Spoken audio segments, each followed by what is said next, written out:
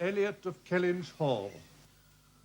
Walter Elliot, born March the 1st, 1760. Married July the 15th, 1784. Elizabeth, daughter of James Stevenson, Esquire of South Park in the county of Gloucester, by which lady, who died March the 20th, 1800, he had issue Elizabeth, born June the 1st, 1784. I really think we should get some of those new China roses, Penelope, don't you? Oh, what a good idea, Miss Elliot. Anne, born August the 9th, 1787. Surely there must be some way we can cut down the expenses, Lady Russell. A stillborn son, November the 5th, 1789. Mary, born November the 20th, 1791. Married December the 16th, 1810. Charles, son and heir of Charles Musgrove, Esquire, of Uppercross in the county of Somerset. Ah, Mary, there you are. I just walked through the fields and see if there are any pheasants about. And leave me here all alone?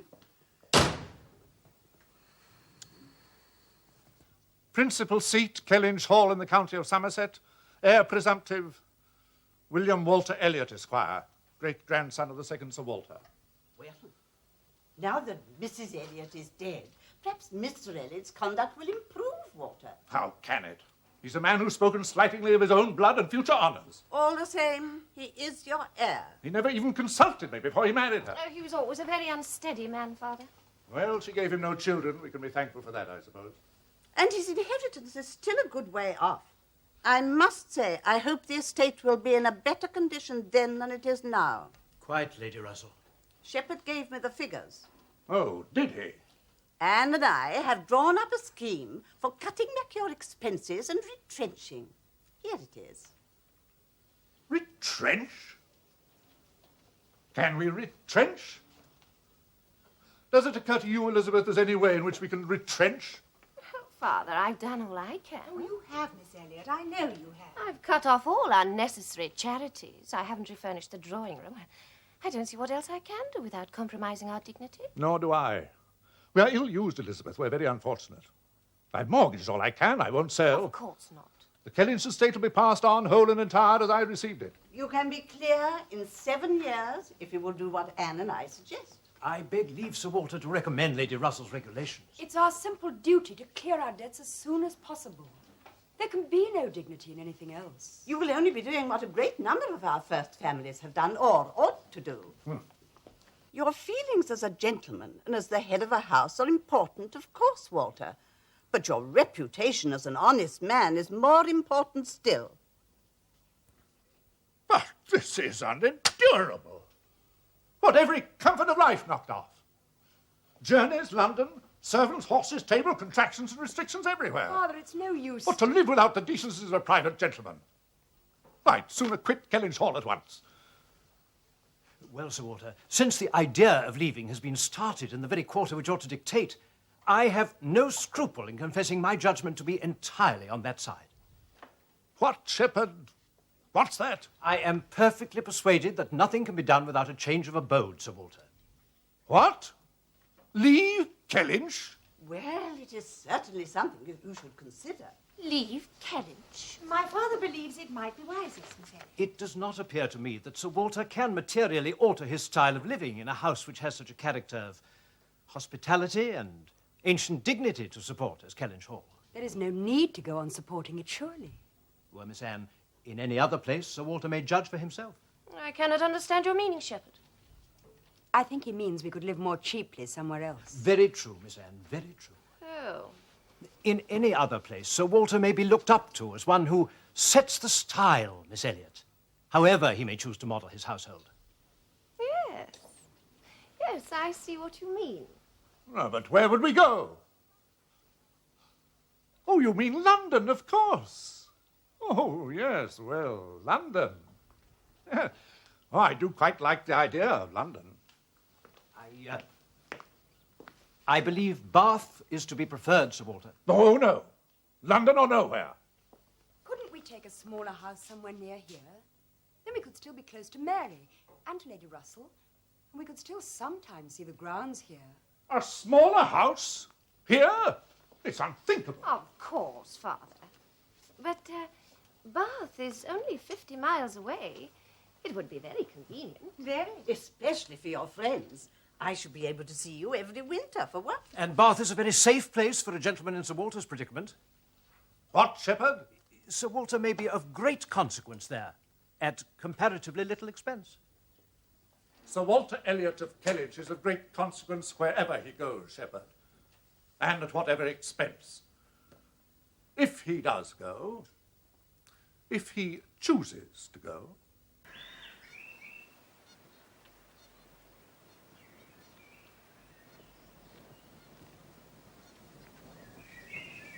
I do wish we weren't going to Bath.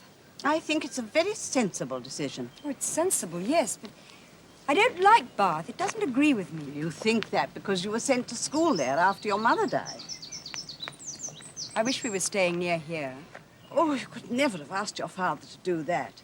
And I think you yourself would have found it more mortifying than you imagine.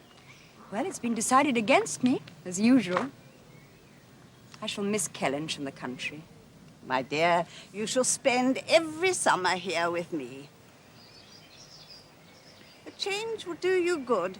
You've not been away from home enough. Your spirits are low. Oh, they're high enough. I think a larger society will improve them. You should know more people, Anne. Your mother would have wanted it. Oh, if she had still been alive, we would not be going to Bath at all. She always managed to keep my father within his income. She was a very sensible woman. I loved her so much. I know you did. I don't know what would have become of us after she died, if you had not been here. Well, you are my own dear goddaughter, and a very good one, Anne. What? Let Kellynch? Kellynch in the hands of other people? Well, Sir Walter, the purpose of your move to Bath has always been to recoup. Kellynch let? There will be no need to advertise your intentions, Sir Walter. Advertise? Advertise, Shepherd? Blazon my degradation to the whole world? I was about to observe, Sir Walter, that advertisement will not be necessary. I absolutely forbid you to drop the slightest hint of my having any intention whatsoever of letting my house. Very good, Sir Walter. But, Father, Shepherd is right. We must find a tenant. Oh.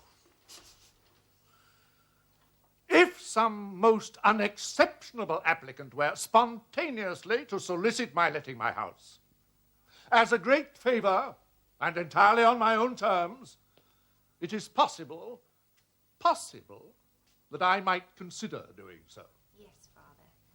You do understand, Shepherd, that Kellynch is not to be offered about. It was very far from my intention to wish to suggest anything of the kind, Miss Elliot. It is not to be thought of. Of course not. No. I was wondering, Sir Walter... I leave it to you, Shepherd. But not a word, not a whisper of this must get out. The matter must not be breathed beyond this circle. It must all remain a profound secret. Do you think Mr. Shepherd is the right man for this business, Anne? Oh, yes, he's quite sensible, really. And his daughter, Mrs. Clay? Well... I believe she's been to stay with your sister again. Yes, she has. I wish Elizabeth had some of your judgment, Anne. I never have succeeded in persuading her to do something she does not want to do.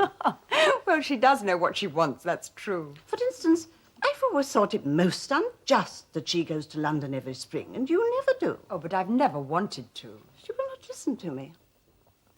I do not like this friendship of hers for Mrs. Clay at all. Mrs. Clay is a very clever woman. She knows how to please. Well, I've hinted at everything I can, but it does no good.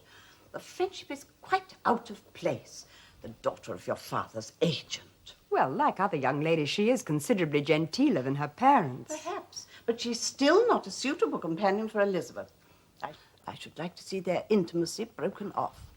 Well, it won't be, I'm afraid. Mrs. Clay is giving us even more of her company than she used to. More than I care for, to tell you the truth. Elizabeth will go her own way. It's an unfortunate friendship, and an affront to you, giving her confidence to a woman like that. Oh, she amuses me very much with her affectation and her elegance. She is all superlatives and rapture, you know. Worse and worse. I don't mind for myself, But I am afraid for my father. Mrs. Clay has freckles, as he frequently points out, but she's young and good-looking. And unscrupulous, I dare say. I'm very glad you are going to Bath. Elizabeth can hardly have Mrs. Clay to stay with her there. Miss Elliot, I'm quite overcome. I do not know what to say. Your kindness. What, Penelope? What? Father, Miss Elliot has invited me to go to Bath with her. Capital idea, Elizabeth, capital. Well, Father, I shall need someone to help me when we first arrive. Of course you will, my dear, of course. Oh, Sir Walter, I do not know how to express my gratitude. Yes, Penelope, yes. Of course, we shall have to find a tenant first. Eh, what? I take leave to observe, Sir Walter, that the present juncture is much in our favour. Well, it's time something was. Oh, indeed it is, Sir Walter. This new peace will be turning all our rich Navy officers ashore, Sir Walter, eager to spend their prize money. Many a noble fortune has been made in the war. Could not be a better time for having a choice of tenants. Very responsible tenants. If a rich admiral were to come in our way... He'd be a very lucky man, that's all I have to say. Kellynch Hall will be a prize indeed. Greater than any he ever took, however many French ships he'd boarded, eh, Shepherd?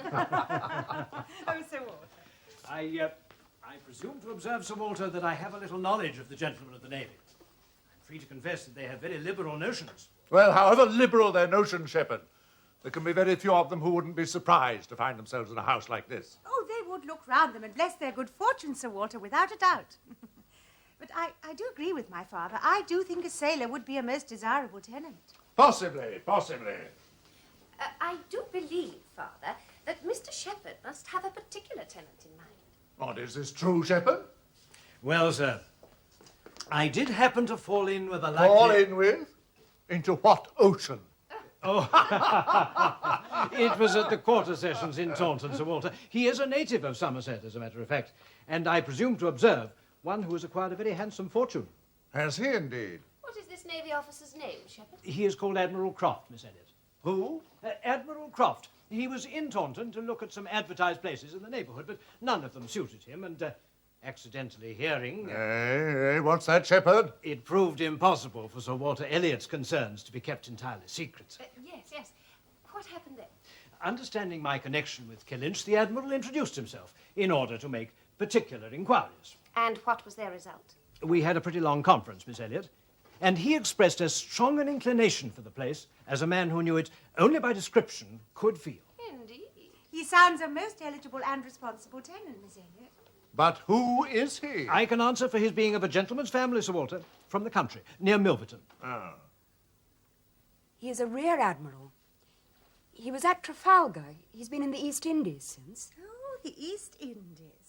He's been stationed there for several years, I believe. Then I take it for granted his face is as orange as the cuffs and capes of my livery. He is a very hale, hearty, well-looking man, I assure you, Sir Walter. A little weather-beaten, to be sure, but not much. Ah. He's quite the gentleman, Miss Elliot, not likely to make the smallest difficulty about terms. He only wants a comfortable home, and to get into it as soon as possible. I'm glad to hear it. I'm not particularly disposed to favour a tenant. The park will be open to him, of course.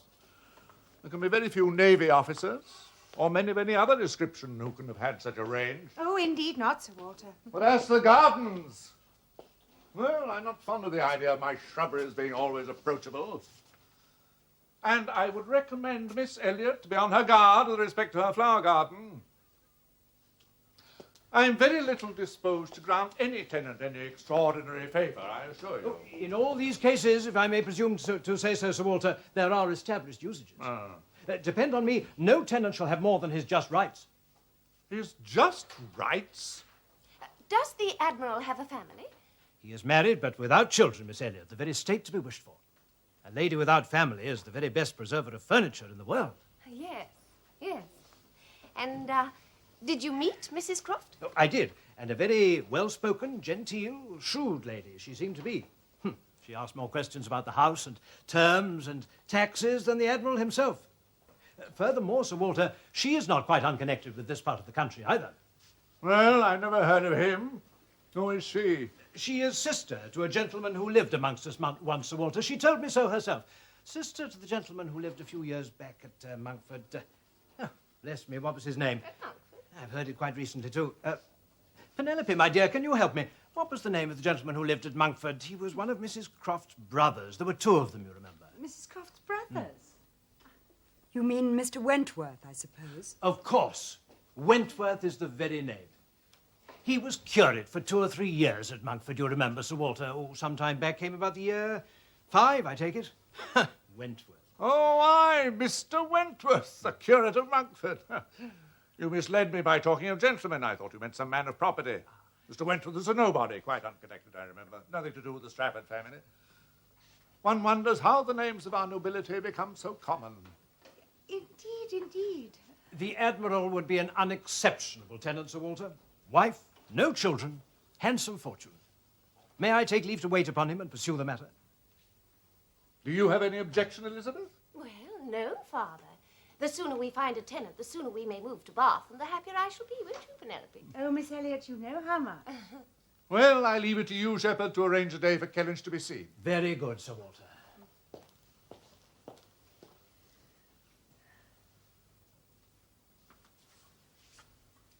It will be a distressing one for us all.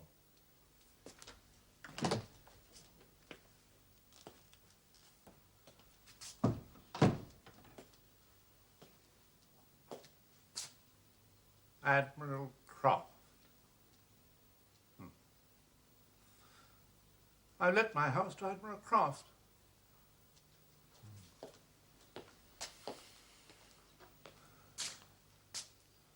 Yes, Admiral Croft's my tenant. Well, certainly better than a mere mister.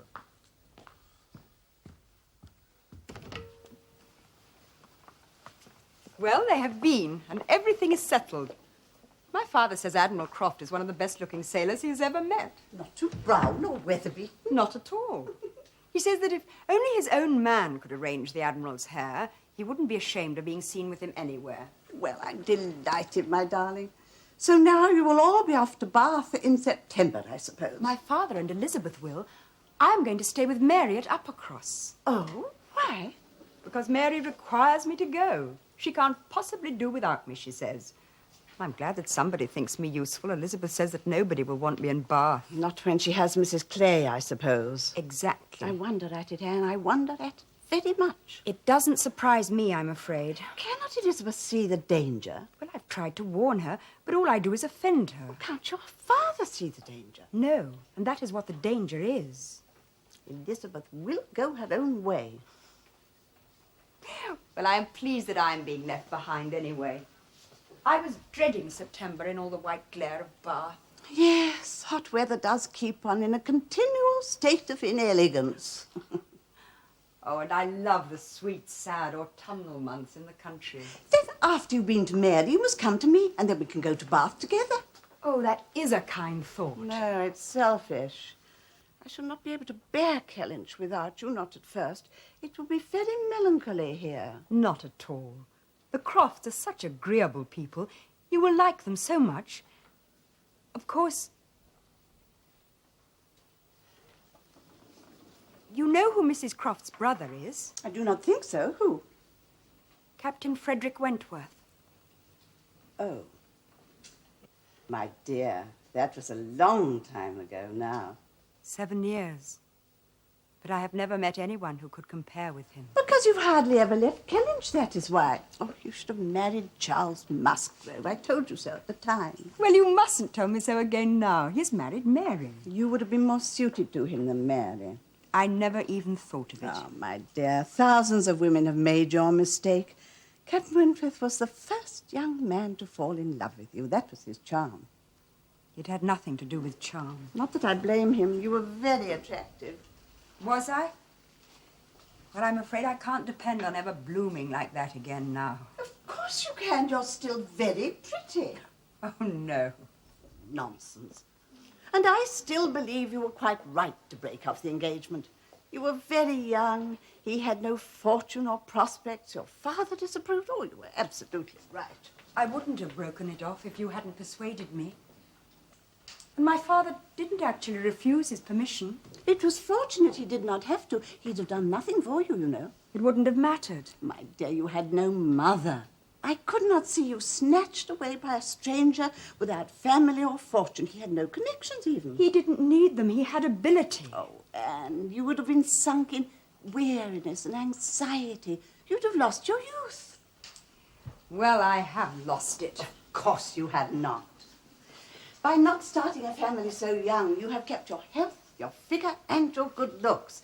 You were right to be persuaded. I might have been happier if I hadn't been. None of the things you imagined would have happened. Captain Wentworth has been very successful. There was no real risk. Anne, if you had not seen the dangers of the engagement yourself, you would not have broken it off. I only broke it off because I thought that I might be a handicap to him, that I might hold him back in his career. He couldn't understand what I meant. I can hardly understand it myself now. But I could never have given him up if I hadn't thought that I was doing it for his sake. My dear, you could never have given him up if you hadn't realized that you were not really in love with him. Oh, no. It was because I loved him that I could give him up. You thought so, of course. But you were not really in love. You never have really been in love. I think I have. You will see what I mean once you are in Bath. You will find some man who will love you so much that you have to love him back. And then you will know what love is. That is not at all how I imagine my life in Bath. I'm sure you will find someone and be happy. I cannot wish the past were different. Well, I can. I do. Oh, don't think that I blame you. I don't even blame myself. But if someone in the same situation came to me for advice, that is not the advice I would give. I only did what I felt your mother would have done. I know you did. You should not go on thinking about what happened so long ago. Yes, it is a long time. 7 years. You know, Captain Wentworth has never married either.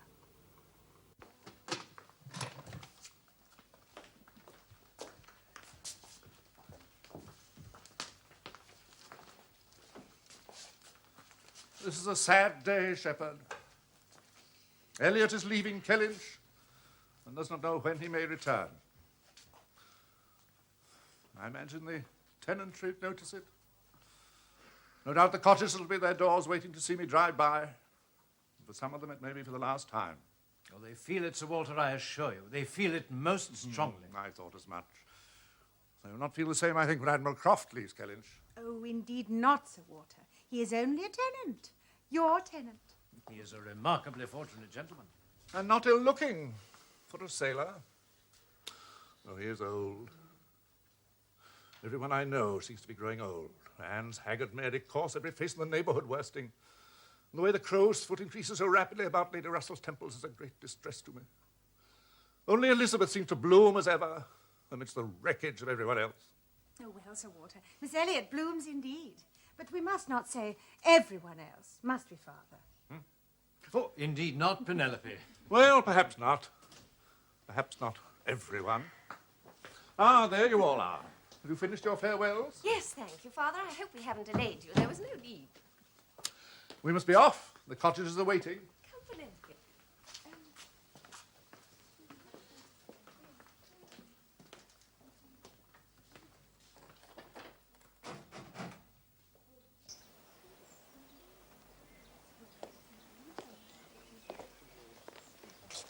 Goodbye. Goodbye.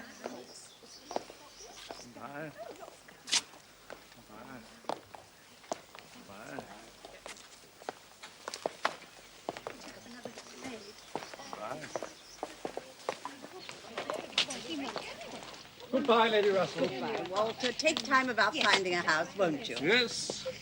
Goodbye, Father. I hope you find somewhere comfortable. Thank you, thank you. Goodbye, goodbye. Come along, Penelope. Oh, Shepherd. I shall sit outside going through the village. I don't want to disappoint the tenantry. Of course not, Sir Walter. Very well thought of. Goodbye.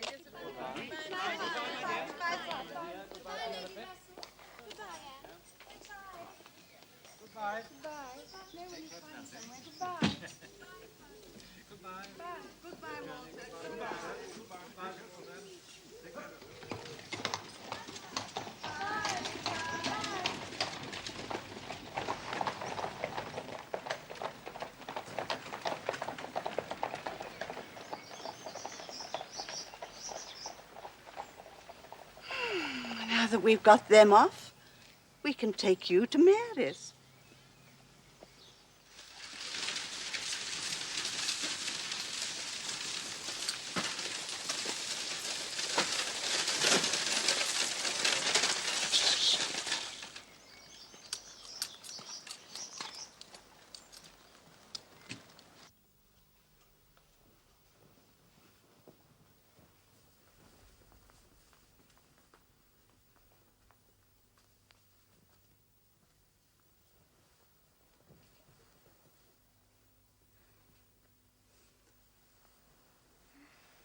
Goodbye, Lady Russell, and thank you. Goodbye, my dear.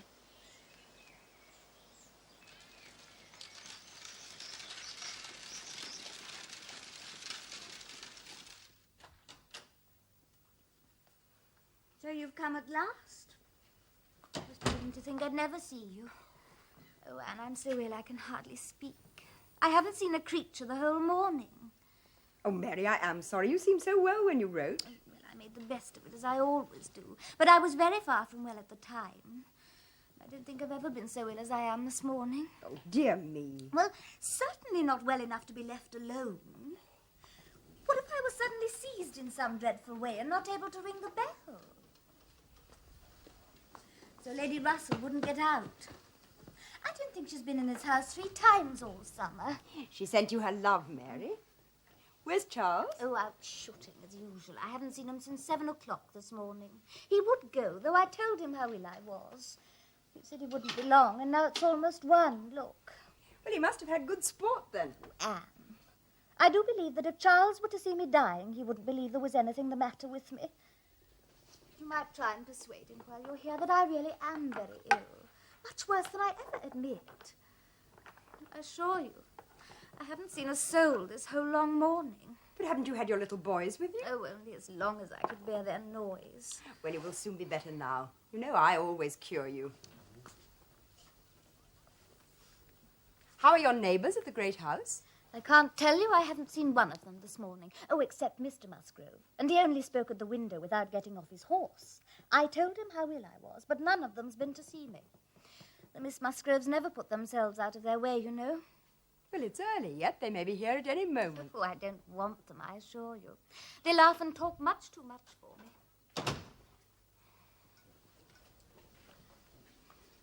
Oh, Anne, I'm so very unwell. It was most unkind of you not to come on Thursday. But, Mary, you wrote and said that you were in no hurry for me. Oh, well. But you haven't asked me one word about our dinner at the pools yesterday. But did you go? I thought you had been too ill for a party. Oh, yes, I went. I was very well yesterday. There's nothing at all the matter till this morning. It would have been very odd if I hadn't gone. I hope you enjoyed yourself. Oh, it was nothing remarkable. One always knows beforehand what the dinner will be and who will be there. It's so uncomfortable not having a carriage of our own. Mr. and Mrs. Musgrove took me, and we were so crowded. Oh, they're both so very large, and they take up so much room. And Mr. Musgrove always sits forward. So I was crowded into the back seat with Henrietta and Louisa. I think I'm ill today because of it. I'm looking forward to seeing all the Musgroves again. Well, you won't go and call on them till they've been to see you. Oh, Mary, I wouldn't dream of standing upon ceremony with the Musgroves. Yes, but they ought to call on you. No, they ought to feel what is due to you as my sister. You know, Mrs. Musgrove often fails to give me my due precedence when we dine at the great house. Well, I'm sure it is only because she thinks of you as one of the family. But I don't see why I should be considered so much at home as to lose my place, Anne. Oh, Charles, what a lovely white horse. Did you see it? Why don't you go and have a closer look? And take little Walter with you. Take him by the hand. What a very pretty bonnet you're wearing. I'm so glad you've come, Anne. Mary looks better already. Well, I'm good for her, Charles. I do wish you could persuade her not to be always imagining herself ill. I'll try. There's never anything really the matter with her, you know. The boys are so ill-behaved. I could manage them perfectly well if only Mary wouldn't keep interfering. Well, I dare say. Excuse me, I'd better have a word with young Charles.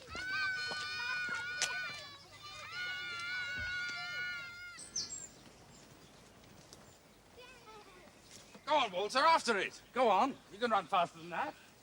Just go on, man. Oh, they're so unmanageable, Anne. They do me more harm than good.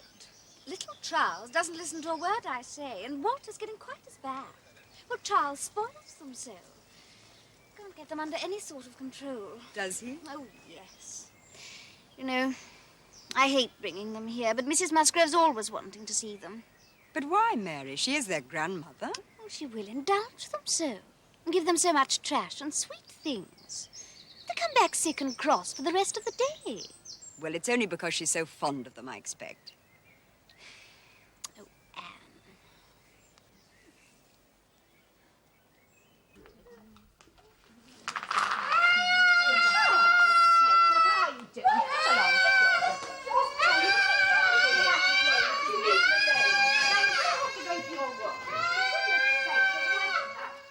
I'm afraid it's no more than I expected, really.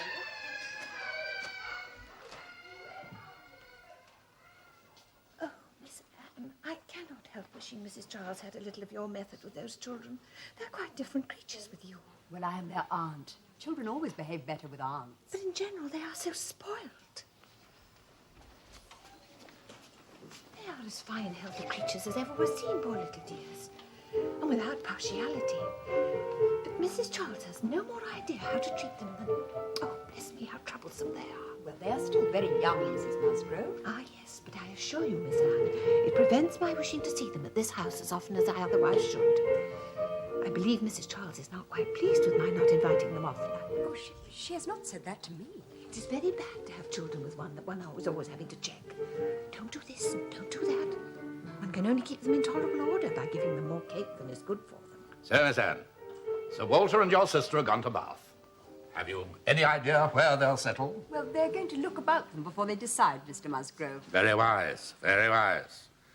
Well, here we are at Michaelmas again. Yes, Mr. Musgrove, so we are. Isn't it today the Crofts were coming to Kellynch? Yes, it is. Oh, Anne, I'd quite forgotten. Oh, I'm so glad I didn't remember before. Makes me feel very sad and low. Oh, Mary. Anne, do come and play and cheer us up. Why don't you play, Louisa? You're so good. Oh, but I want to dance, Father. You will come and play, won't you, Anne? Yes, of course I will. There. Play that.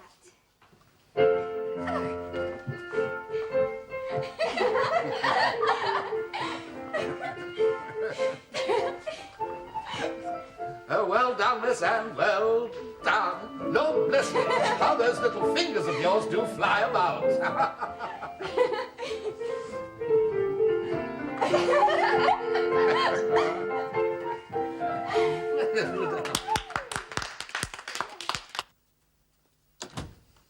It was very good of you to call on us so soon after our arrival, Mrs. Musgrove. It must have been very agitating finding strangers in your old home.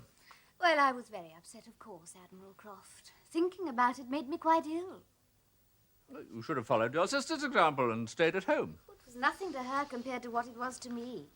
No, the only reason she didn't come was that there wasn't enough room in the carriage.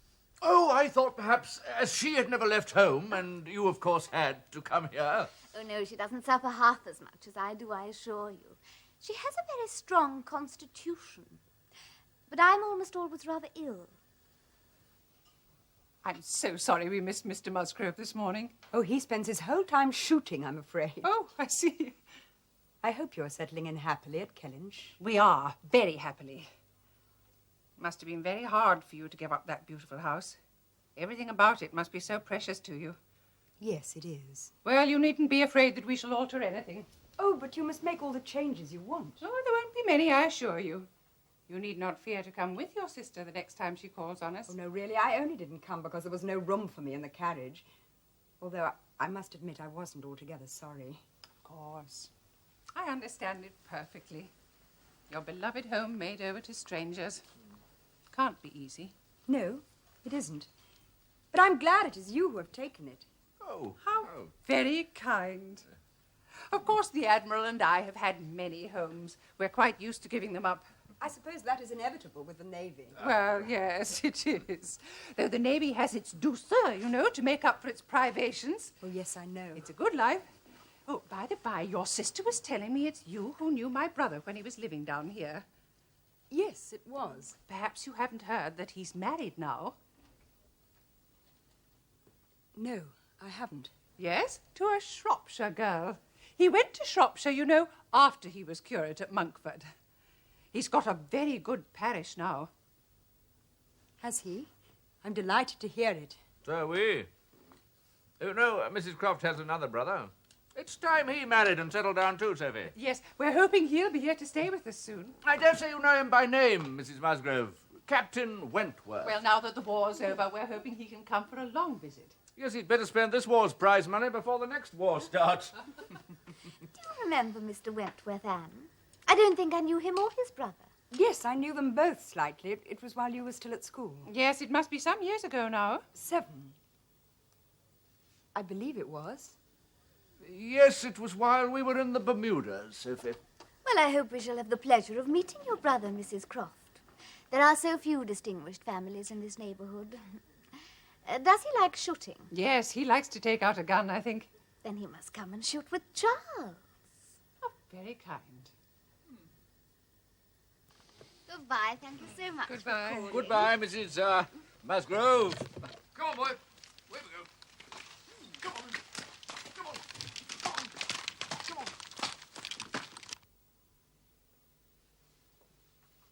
A few weeks, and he may be walking here.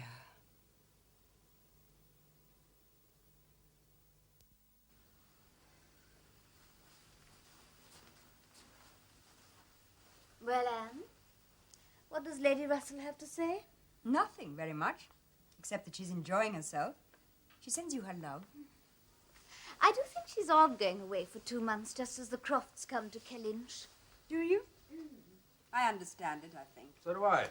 She feels your father's humiliation, Mary. Charles! Well, call it what you like, but I think Sir Walter himself thinks it's humiliating to have to let Kellynch and go to Bath. Of course he doesn't, Charles.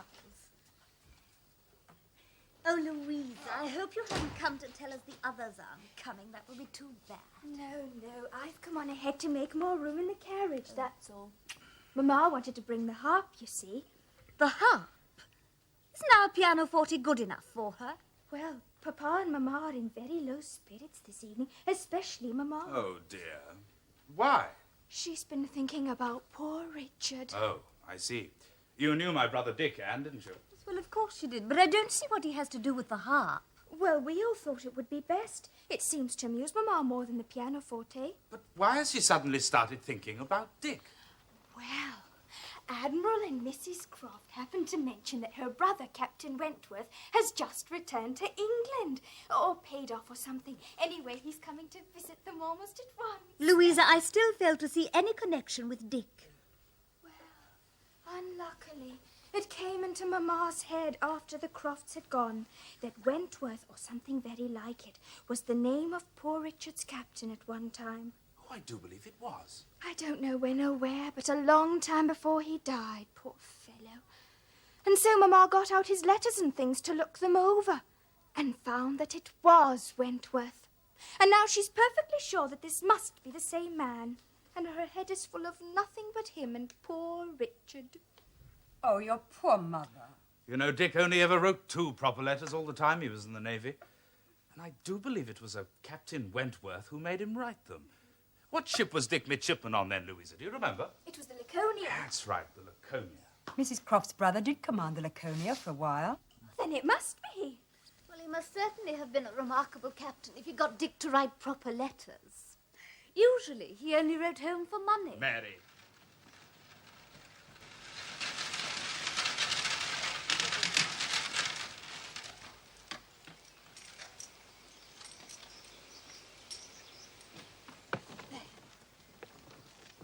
Come on, my dear. Thank you. Oh, dear.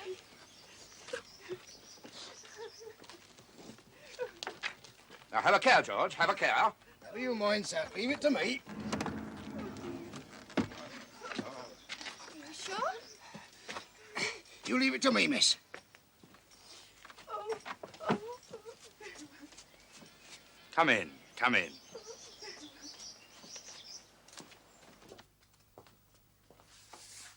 It was good of you to come, Mother. Your poor brother. Come along, Mamma. You go along in, Father. I'll give George a hand with the harp. That'd be very good of you, Charles. Mamma, come in and sit down, and you'll soon feel much better. Good evening, Mrs. Musgrove. That's right, Mamma. Sit by Anne. How are you, Mrs. Musgrove? Oh, thank you, Miss Anne. I am not too well. I am a little low. I'm so sorry. Louisa's just been telling us. Poor Richard. I'm afraid, Mary, we're not in very good spirits. Just 2 years ago. Just 2 years. Where do you want it, Mary? Oh, anywhere you choose. The evening must be given up to Here, it. George. Not there, Charles, in everyone's way. Well, where then? Over there.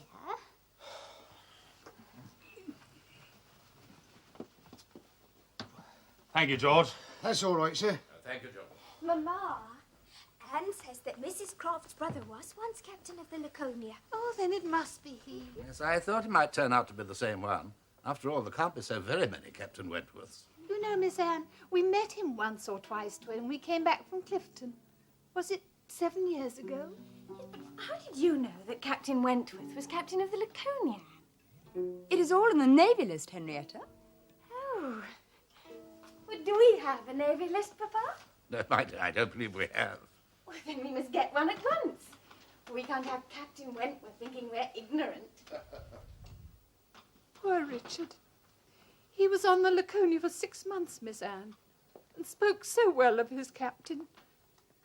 I was reading over his letters this afternoon. He called him a fine, dashing fellow, but said he was too particular about making him go to the schoolmaster. Only Richard spelt two, T-W-O. He was never a good scholar. He was never good at anything. Don't distress yourself, Mother. Play something, Henrietta.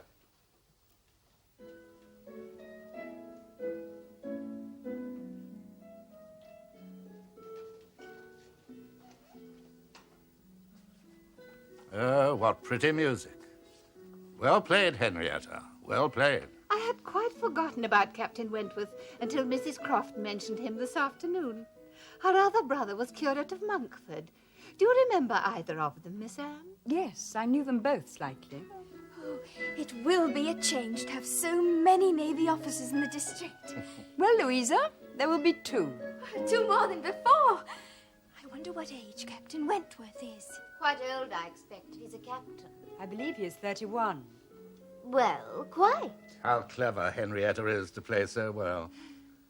Wonder if Captain Wentworth likes music. Oh, I hope he likes dancing. We must give a ball. Henrietta, I can hardly wait for him to arrive.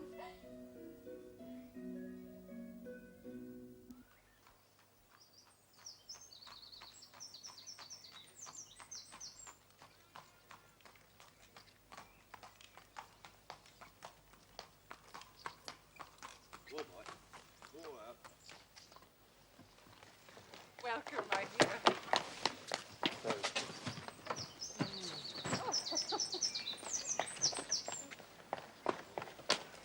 Away you go.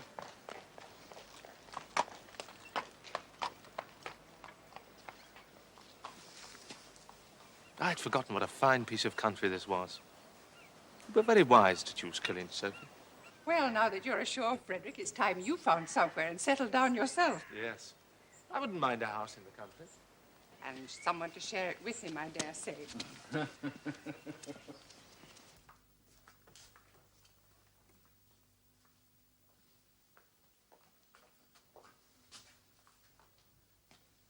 Well, here I am quite ready to make a foolish match. I shall marry as soon as I'm properly tempted. Perhaps one of the Miss Musgroves may catch your eye. Anybody between 15 and 30 may have me for the asking. A little beauty, a few smiles, a few compliments to the Navy, and I'm a lost man. You must keep a cool head about it, Frederick. No, Sophie, I shall not. I'm a sailor. I've had no society among women to make me nice. My heart may be caught by any pleasing young woman who comes my way. Have you no special requirements, no features that particularly recommend themselves to you in a woman? Well, yes, I want a strong mind with sweetness of manner. Is that all? It's not asking much. No, but this is the woman I want. I shall, of course, put up with something a little inferior, but it must not be much. You are a fool, Frederick. Well, if I'm a fool, then I shall be a fool indeed. I have thought about marriage more than most men. Have you indeed? And where, pray, have you done it? On board ship? There, and ashore. I do not believe he has thought about it at all, Sophia. Neither do I. But I have, you know. I have. Poor Richard, indeed. Young Master Musgrove was nothing but a thick-headed, unfeeling, unprofitable dick. He was moved about from ship to ship so much, Anne, because no captain would keep him. That may be true, Mary, but I expect his mother loved him all the same. Well, she does now when she misremembers him. But he was a very troublesome boy. Well, they sent him to sea because he was so stupid and unmanageable on land. Mrs. Musgrove has forgotten that, of course. She may still have been fond of him. Oh, Anne, if it wasn't that Dick was Charles's brother, I would have... Charles, where have you been? Good Lord, haven't you finished breakfast yet? Louisa and Henrietta will be here in a minute. Why? They're bringing Captain Wentworth. Oh, of course, your shooting party. Oh, here they come. Look, they didn't give us much time. Oh, well, quickly. We can't receive Captain Wentworth here over the breakfast things. I don't expect Mary's finished breakfast yet. You're quite wrong. She's in the drawing room. I hope it isn't inconvenient. Of course not. Of course not. Come in. Good morning. Good morning, Captain Wentworth. Good morning, Mrs. Musgrove. How very good of you to call. I hope I'm not in the way at all. Of course not. I think you know my sister Anne.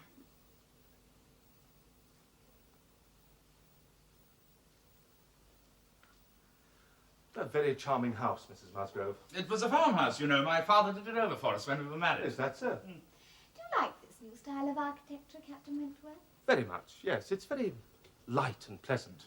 Of course, the great house is more substantial. Oh, I do wish Papa would modernise our house. Oh, I can't agree. It would be a pity to alter something so old and beautiful. Quite. I think my father is right to resist my sister's, clamour for modernisation. Oh, you always agree with him, Charles. Not always. But why are we talking about architecture when we could be out shooting? We must be on our way. Oh, do wait a little longer, Charles. No, we must be off. Come on, come on. We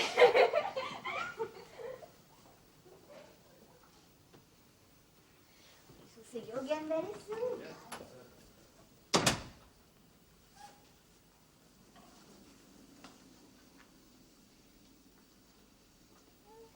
It is over. It is over. The worst is over. I have seen him again after 8 years. It is almost a third of my life. It seems little more than nothing. Oh, isn't he charming, Anne? But didn't I tell you how delightful he is? Yes, Mary, you did. So courteous and thoughtful. Oh, I can hardly wait for this evening. But though he was so attentive to me, he wasn't very gallant by you, Anne. No? He seemed gallant enough to me. Henrietta asked him what he thought of you, and he said you were so altered he wouldn't have known you again. Oh. It's altered beyond his knowledge. I don't call that very gallant. He has not altered. I would have known him anywhere. Or if he has changed, it is only to his advantage. He seemed the same Mr. Wentworth to me. And a very agreeable one, too. Oh, yes. He is that, certainly. Do you mean there are cooks on board ship, Captain Wentworth? Oh, no, Miss Louisa. But surely you must have some. No. No food, no cooks to dress it, no servants to wait, nothing. We do not even have knives and forks. There's no need for them, you see. Oh, you're mocking us, I know it. No, the life is very hard. We eat only when we put into some port. But supposing... Oh, he is mocking us, Henrietta. Not at all, I assure you. When we sailors go ashore, we eat as much as possible, because we never know when we'll have the chance to eat again. Oh, Miss Anne, if it had pleased heaven to spare my poor son, I dare say he would have been just like Captain Wentworth by now. I dare say he would, Mrs. Musgrove. He was such a promising lad and so good-natured. Here we are, Henrietta. If Captain Wentworth won't be serious with us, we can find out for ourselves what ships he has commanded. Well, the first was the Asp, I remember. Look up the Asp. Asp.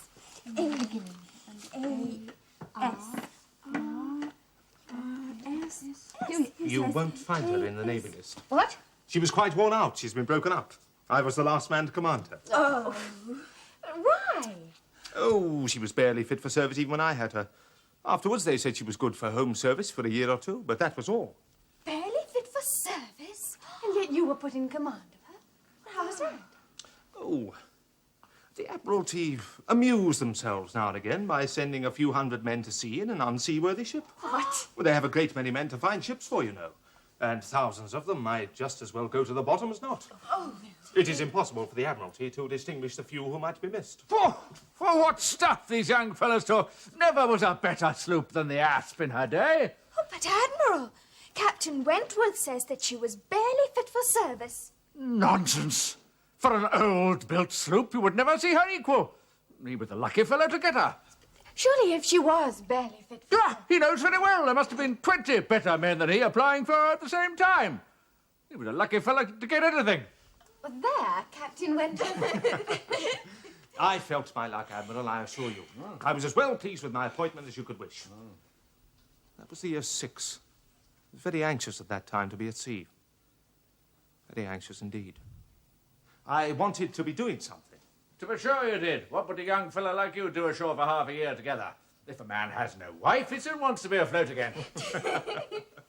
Oh, but you must have been vexed, Captain Wentworth, when you arrived on the Asp and found what an old thing they'd given you. Oh, she was a dear old Asp to me. She did what I wanted, and I knew she would. What was that? Well, I knew that we should either go to the bottom together, or she'd be the making of me. And she was? Oh, yes. I never had 2 days foul weather all the time I was at sea with her. And after taking enough privateers for it to be very entertaining, I had the good luck on my passage home the next autumn to fall in with a very French frigate I wanted. So you took her? Yes, and I brought her into Plymouth. Now, here's another instance of good luck. We had not been in the Sound 6 hours when a gale came up, which lasted 4 days and nights.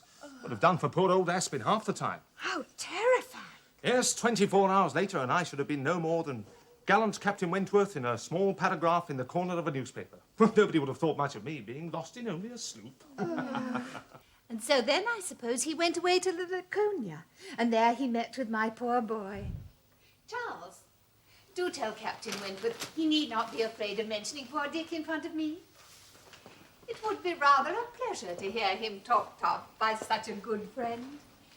Now the Laconia, Louisa, look up the Laconia. Here, let me see if I can find her for you. Oh, do, please. Here we are. Laconia, 38 guns, now out of commission. She was one of the best friends a man ever had, too. I'm sure, sir, it was a lucky day for us when you were put captain into that ship. We shall never forget what you did. My brother. And Mamma is thinking of poor Richard. It would have been a happy thing if he'd never left you. I assure you, Captain Wentworth, we are only sorry he ever left you. Ah, yes, Mrs. Musgrove.